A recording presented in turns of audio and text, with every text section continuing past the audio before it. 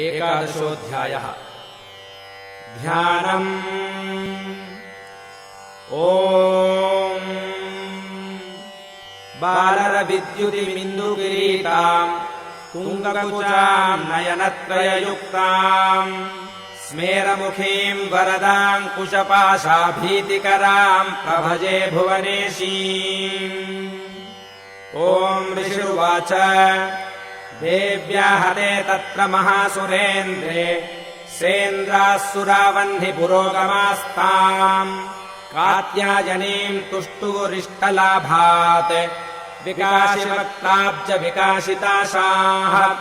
देवि प्रपन्नार्तिहरे प्रसीद प्रसीद मातर्जगतोऽखिलस्य प्रसीद विश्वेश्वरि पाहि विश्वम् त्वमीश्वरी देवि चराचरस्य आधारभूता जगतस्त्वमेका महीस्वरूपेण यतस्थितासि अपाम् स्वरूपस्थितया त्वयैतत्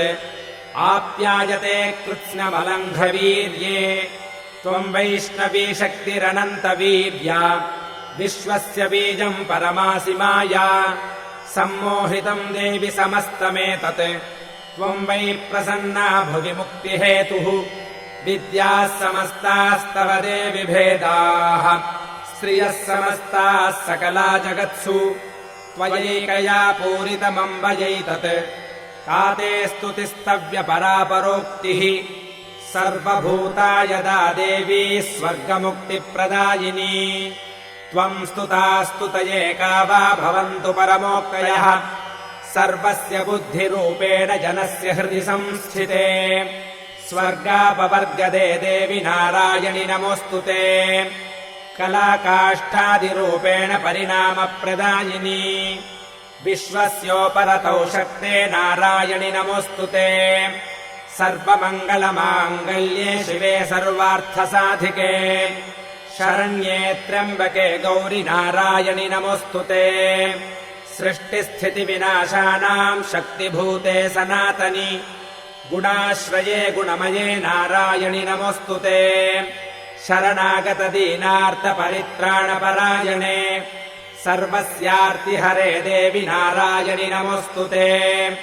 हंसयुक्तविमानस्थे ब्रह्माणि रूपधारिणि कौशाम्बहक्षरिके देवि नारायणि नमोऽस्तु ते त्रिशूलचन्द्राहिधरे महावृषभवाहिनि माहेश्वरी स्वरूपेण नारायणि नमोऽस्तु ते मयूरकुक्कुटवृते महाशक्तिधरे नघे कौमारी रूपसंस्थाने नारायणि नमोऽस्तु ते शङ्खचक्रगदाशार्ङ्गगृहीत परमायुधे प्रसीद वैष्णवी रूपे नारायणि नमोऽस्तु ते गृहीतोऽग्रमहाचक्रे दंष्ट्रोद्धृतवसुन्धरे वराहरूपिणि शिवे नारायणि नमोऽस्तु ते नृसिंहरूपेणोग्रेण हन्तुम् दैत्यान् कृतोद्यमे त्रैलोक्यत्राणसहिते नारायणि नमोऽस्तु ते किरीटिनि महावज्रे सहस्रनयनोज्ज्वले वृत्रप्राणहरे चैन्द्रि नारायणि नमोऽस्तु ते शिवदूती स्वरूपेण हतदैत्यमहाबले घोररूपे महारावे नारायणि नमोऽस्तु ते दंष्ट्राकरालवदने शिरोमाला विभूषणे चामुण्डे मुण्डमथने नारायणि नमोऽस्तु ते लक्ष्मीलज्जे महाविद्ये श्रद्धे पुष्टिस्त्वधे ध्रुवे महारात्रि महाविद्ये नारायणि नमोऽस्तु ते मेधे सरस्वतिवरे भूतिबाभ्रवितामसि नियते त्वम् प्रसीदेशे नारायणि नमोऽस्तु ते सर्वस्वरूपे सर्वेशे सर्वशक्तिसमन्विते भयेभ्यस्त्राहिनो देवि दुर्गे देवि नमोऽस्तु ते एतत्ते वदनम् सौम्यम् लोचनत्रयभूषितम् पातु नः सर्वभीतिभ्यः कात्यायनि नमोऽस्तु ते ज्वालाकरालमत्युग्रमशेषासुरसूदनम् त्रिशूलम् पातु नो भीतेर्भद्रकाळि नमोऽस्तु ते हिनस्ति दैत्यतेजांसि स्वनेनापूर्यया जगत् सा घण्टा पातु नो देवि पापेभ्यो नः सुतानिव असुरासृग्वसा पङ्कचर्चितस्ते करोज्ज्वलः शुभाय खड्गो भवतु चण्डिके त्वाम् नता वयम् रोगानशेषानपहंसि तुष्टारुष्टातु कामान् सकलानभीष्टान् त्वामाश्रितानाम् न विपन्नराणाम् त्वामाश्रिता ह्याश्रयताम् प्रयान्ति एतत्कृतम् यत्कदनम् त्वयाद्यधर्मद्विषाम् देवि महासुराणाम् रूपैरनेकैर्बहुधात्ममूर्तिम् कृत्वाम्बिके तत्प्रकरोति कान्या विद्यासु शास्त्रेषु विवेकदीपेष्वाद्येषु वाक्येषु च कात्वदन्या मम त्वगर्तेति महान्धकारे विभ्रामयत्येतदतीव विश्वम् रक्षांसि यत्रोग्रविशाश्च नागा यत्रारयोदस्यु बलानि यत्र दावानलो यत्र तथाब्धिमध्ये तत्र स्थिता त्वम् परिपासि विश्वम् विश्वेश्वरि त्वम् परिपासि विश्वम् विश्वात्मिका धारयसीति विश्वम् विश्वेशवन्द्या भवती भवन्ति विश्वाश्रयाये त्वयि भक्तिनम्राः देवि प्रसीद परिपालय नूरिभीतेर्नित्यम् यथासुरवधादधुनैव सद्यः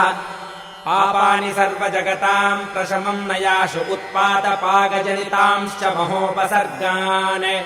प्रणतानाम् प्रसीद त्वम् देवि विश्वार्तिहारिणि त्रैलोक्यवासिनामेद्ये लोकानाम् वरदा भव देव्युवाच वरदाहम् सुरगणा वरम् यन्मनसेच्छथ तम् वृणुध्वम् प्रयच्छामि जगतामुपकारकम्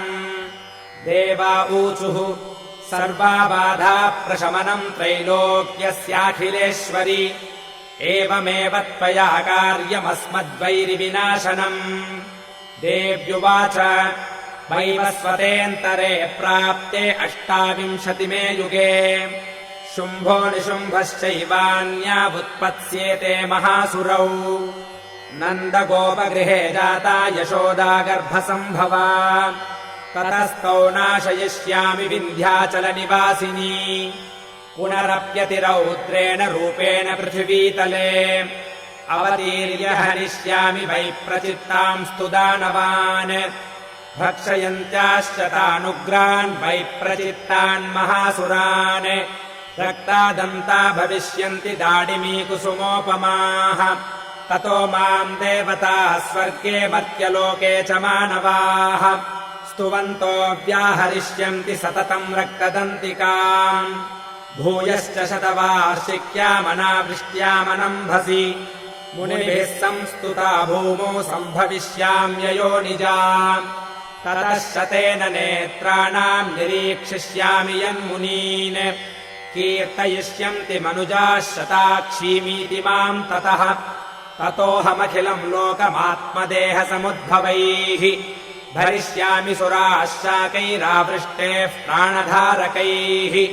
शाकम्भरीरिविख्यातिम् तदा यास्याम्यहम् भुवि तत्रैव च वधिष्यामि दुर्गमाख्यम् महासुरम् दुर्गादेवीति विख्यातम् तन्मे नाम भविष्यति पुनश्चाहम् यदा भीमम् रूपम् कृत्वा हिमाचले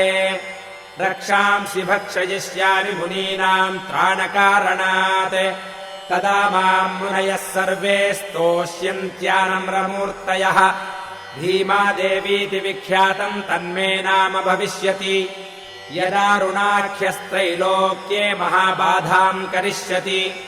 तदाहम् भ्रामरम् रूपम् कृत्वा सङ्ख्येय षट्पदम् त्रैलोक्यस्य हितार्थाय वधिष्यामि महासुरम् भ्रामरीति च माम् लोकास्तदा स्तोष्यन्ति सर्वदः इत्थम् यदा यदा बाधा दानवोत्था भविष्यति तदा तदावतीर्याहम् करिष्याम्यरिसंक्षयम्